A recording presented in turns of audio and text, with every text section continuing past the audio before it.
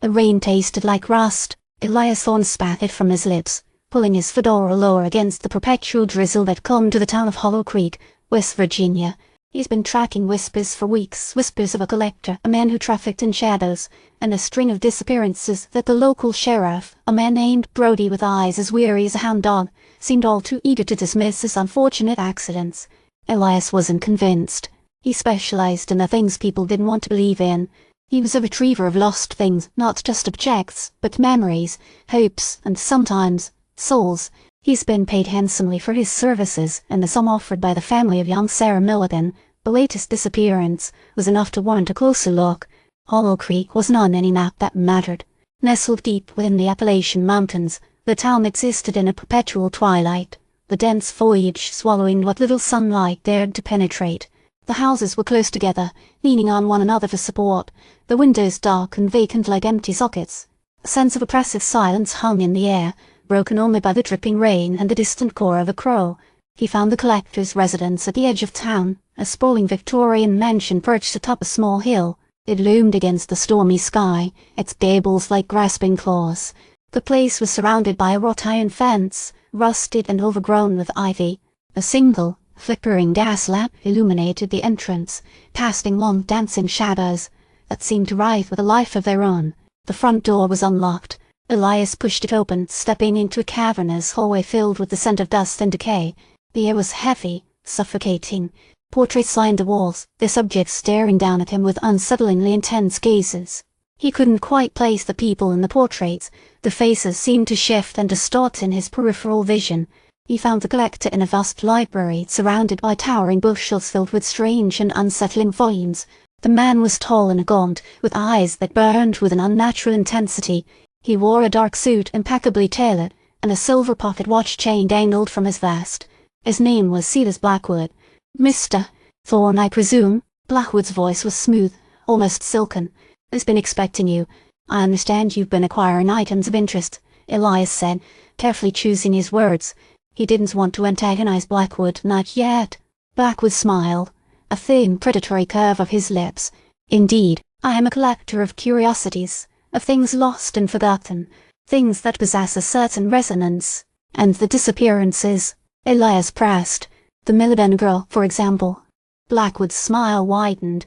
"A regrettable necessity, I'm afraid.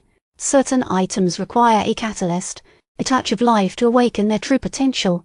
Elias knew he was dealing with something far beyond the realm of ordinary crime. This was a man who dabbled in forces he didn't comprehend, forces that threatened to unravel the very fabric of reality. He noticed a peculiar gleam coming from behind Blackwood, a faint pulsing light emanating from a large, ornate display case. He approached cautiously, peering into the case. Inside, nestled on a velvet cushion, lay a single, tarnished silver locket. It pulsed with that same eerie light, and Elias felt a sudden chill run down his spine.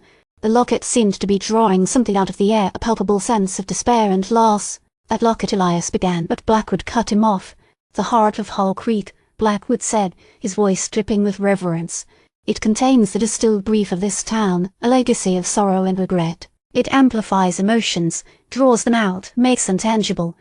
He gestured to a series of glass vials lining a nearby table. Each was filled with a swirling, viscous liquid, each corresponding to a different emotion: rage, fear, envy. "I'm not sure I like where this is going," Elias said, his hand instinctively reaching for the Colt 45 cut beneath his coat. Blackwood chuckled. "You presume to understand, Mr. Thorne. You believe you can stop me?" "As merely facilitating the natural order. Hollow Creek is a town steeped in sorrow. It thrives on it." Suddenly the lights flickered violently, plunging the library into near darkness. A chorus of whispers filled the room, growing louder and more insistent. They seemed to come from everywhere and nowhere at once. The portraits on the walls began to twist and writhe, their expressions contorted in silent screams. Elias felt a wave of dizziness wash over him. He stumbled backward, knocking over a table laden with strange artifacts. A small, ceramic doll tumbled to the floor, shattering into a dozen pieces. The whispers intensified, coalescing into a single, chilling voice. "Give back what you've taken." Blackwood's face contorted in rage. He raised his hand, and the silver locket began to glow with an almost blinding intensity. The entire mansion seemed to tremble. "You cannot comprehend the power I wield, Thorne." Blackwood screamed, "I will claim the soul of this town." Elias realized he had to act fast. He fired his Colt, but the bullets seemed to pass straight through Blackwood, doing no damage. He tried to reason with him, to appeal to whatever humanity might remain, but it was useless. Blackwood was consumed by his obsession, blinded by his delusions of grandeur. He dove for cover behind a bookshelf as a wave of psychic energy surged through the room. The portraits launched themselves from the walls, attacking with a frenzy. He fought his way through the chaos, dodging spectral hands and disembodied screams. He needed to destroy the locket, to sever the source of Blackwood's power. He saw a glimmer of opportunity. He grabbed a heavy, brass candlestick and hurled it at the display case. The glass shattered and the locket tumbled to the floor. As it hit the ground, a wave of pure grief washed over the room, so intense it nearly knocked Elias unconscious. He saw flashes of Hollow Creek's past, a mining disaster, a devastating fire, a series of unexplained deaths. The whispers subsided. The portraits fell silent. The mansion began to shake violently. Blackwood screamed in agony, clutching his head. The power that had sustained him was fading. He looked at Elias with a mixture of rage and despair. "You fool!" he shrieked. "You's doomed us all!" The mansion began to crumble. Elias scrambled for the exit, dodging falling debris.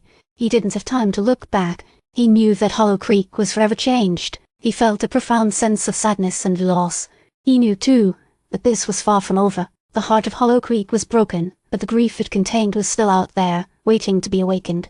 He stumbled out into the rain, a town silhouetted against the stormy sky. He felt a tug on his arm. A young girl no older than 10 stood beside him, her face pale and drawn.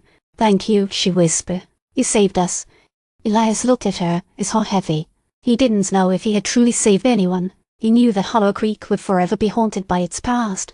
He knew that there were other collectors, other artifacts, other dark secrets waiting to be uncovered. He adjusted his fedora, pulling it lower against the rain. He knew he had a long journey ahead of him. He spat out a mouthful of rust-tasting water. "Just doing my job," he muttered, and turned to walk away, disappearing into the shadows. He didn't notice the single silver locket nestled in the young girl's hand, pulsing faintly in the darkness.